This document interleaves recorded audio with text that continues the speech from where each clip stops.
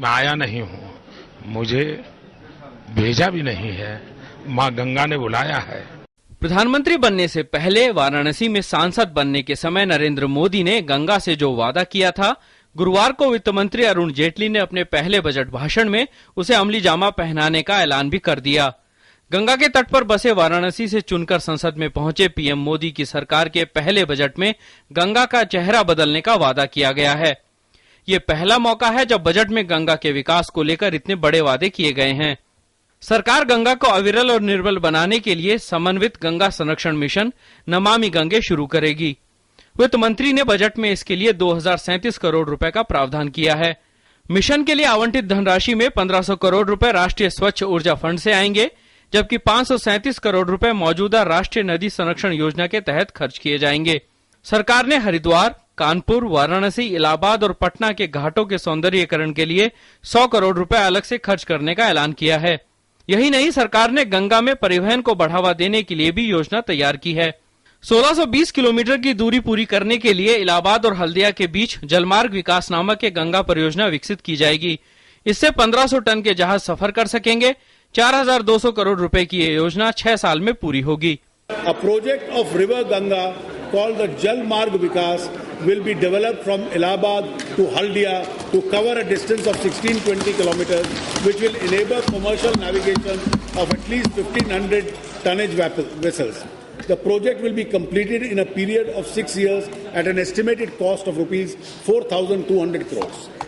वित्त मंत्री ने गंगा को निर्मल बनाने के लिए जरूरी धनराशि जुटाने के लिए एनआरआई गंगा फंड बनाने का ऐलान भी किया। इस फंड में एकत्रित होने वाली धनराशि से गंगा को निर्मल बनाने की विशेष परियोजनाएं शुरू की जाएंगी। वैसे गंगा को साफ करने के लिए पहले की सरकारें भी काफी पैसा खर्च कर चुकी हैं, लेकिन नतीजा ज्यादा कुछ नहीं निकला।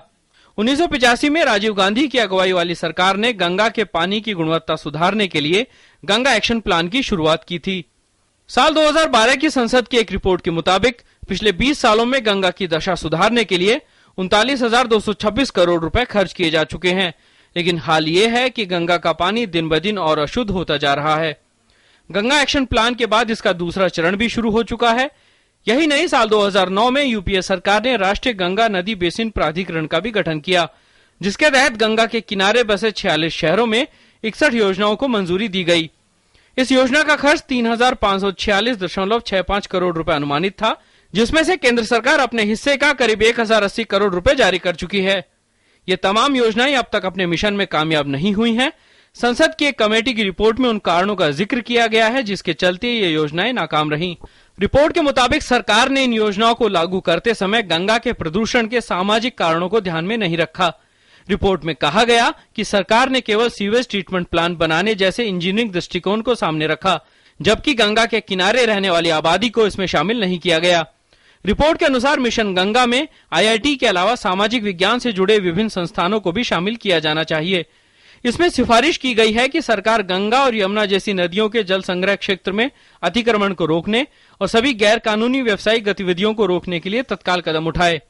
तमाम पुराने अनुभवों के बीच सरकार फिर से गंगा के पुनरुद्धार का बीड़ा उठा रही है।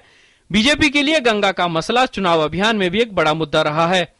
गंगा के संबंध में किए गए अपने वादे को पूरा करने की दिशा में कदम बढ़ाते हुए मोदी सरकार गंगा के लिए अलग मंत्रालय का गठन पहले ही कर चुकी है। गंगा को अविरल और निर्मल बनाने की व्यापक योजना बनाने के लिए सरकार गंगा मंथन कार्यक्रम भी आयोजित कर चुकी है।